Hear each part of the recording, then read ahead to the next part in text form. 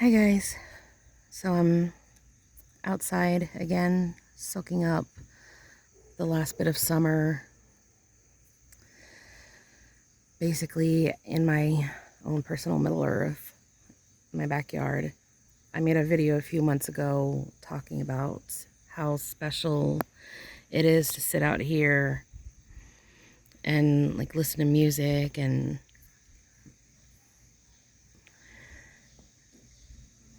reflect and everything. And there's this bug flying around me. Anyway, but I'm trying to soak up the last bits of summer because I want to enjoy as much of the warm weather as I can before it starts getting cold outside again. And it's getting to the point where it's not really warm enough for me to sit outside at night anymore, which honestly really breaks my heart. It really does.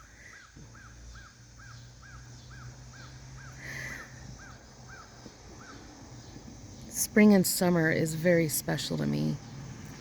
Like, it's very special to me because like when I sit out here and like everything is so alive and there's so much nature going on, like the birds and all the animals and stuff, especially the birds and such, and like just other magical things happening out here. And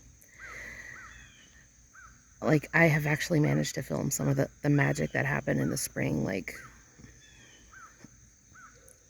I I just have so many spiritual moments out here and so many special connections with nature. Like I said before, in the past few years I've become a more spiritual person and I've become closer to nature. And I to be honest, it honestly does hurt when summer ends and when the cold weather sets in, the leaves fall off the trees and it gets darker earlier. And even on the warm days, the warm temperature doesn't last for very long, and then it starts getting chilly again. And it's heartbreaking for me, honestly, because when things die, there's not a lot of action going on out here. There's not as much magic for me. I don't really connect as much. Every now and then, maybe every now and then, something really beautiful might happen, but it's very rare. But once spring comes, that's when the magic really starts to happen. And I see so many beautiful things and hear so many beautiful things. This past spring, we had a couple of white-throated sparrows in the trees, and they were singing, and I've filmed them. So if you want me to get those videos and upload them, I definitely will. And they were singing so beautifully, like so beautifully. And it was honestly heartbreaking when they flew away, and when I can no longer hear them singing. It was so sad. But I have basically fallen in love with the white-throated sparrow. It's now my favorite bird. And I love butterflies too, but we don't really get any butterflies in the backyard here. Like, we'll see them maybe across the street and I can't see them, but we might plant some milkweed, to attract some butterflies in this yard, because I love butterflies too. But basically the white-throated sparrow story was one night in April. I was having a really bad night. Like, I was having an anxiety attack. And I won't go into detail of what happened, but it was really scary. I was really upset. And I had fallen asleep with the window open because it was that time of the year where you can't really have the air conditioning on or the heater on because it's, you know, like the awkward temperatures and stuff. So I had the window open to cool it down. And a few hours later, I was woken up. Literally, I was woken up by the sound of a white-throated sparrow singing.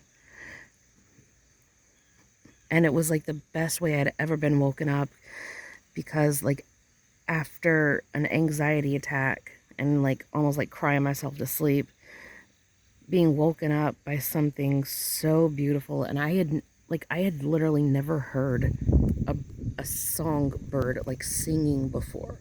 I had never heard anything like that before, ever. And this was the first time I'd ever heard a bird actually singing a tune. And it was so beautiful. It touched me so much. And I would come outside just to listen to the white-throated sparrow singing, and I was so like enthralled. I was so, what's the right word? I was just taken aback. Like I was absolutely,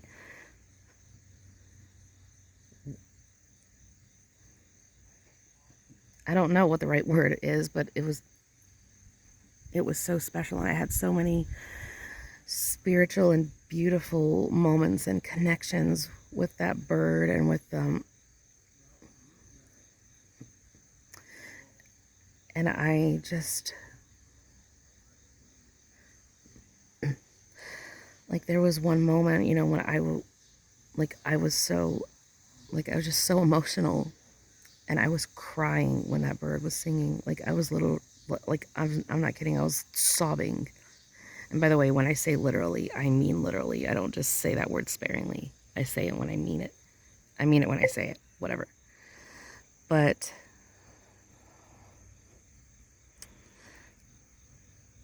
I was sobbing because I was just so moved by his singing. It was so beautiful. I don't know,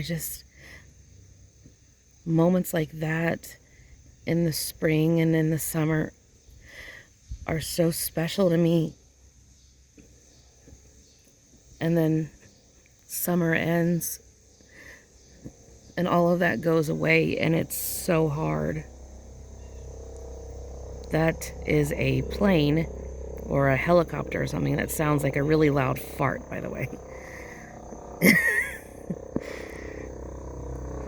But I'm sorry, I can't stop laughing at that. That's getting very loud.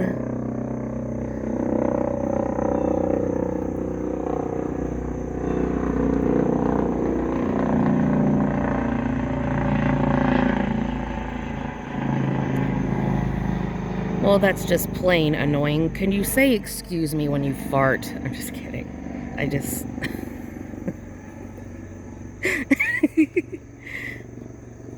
But when it goes away in the fall and the winter, and everything like slowly dies, and then the winter everything is dead, and it's really hard for me. And especially the past few years, because I've gotten so much closer to nature. I've always hated when the summer ends. I know a lot of people hate the hot weather. I mean, I don't like to be out in the hot weather, you know, like for long periods of time, but when I'm out in the weather, like summer nights are so perfect. They're so perfect. I just much prefer the hot weather because I don't feel trapped.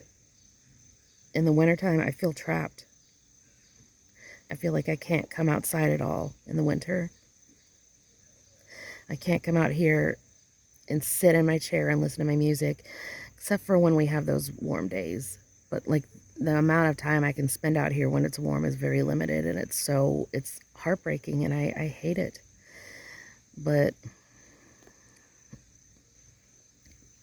so yeah, I'm trying to soak up the last few days of summer and just enjoy these special and precious moments while I still can. And I hope that winter goes by really fast. And then when spring comes next year, I hope that it goes by very slow. And summer too. And honestly, I want to document as much of my like special moments as I can so I can look back on them and watch them, you know, in the fall and winter, and you know, just something to get me through, you know, the cold days. So yeah, I know this video was long, but I had a lot to say.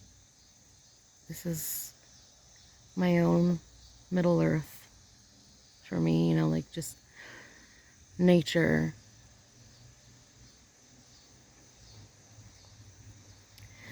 I mean, minus the cars, because there's no cars in Middle Earth, but whatever. And no planes in Middle Earth either. Especially no fart planes. I'm just kidding. But anyway. Yeah, that's pretty much it. Anyway, I hope you guys enjoyed this video. And I'll talk to you later.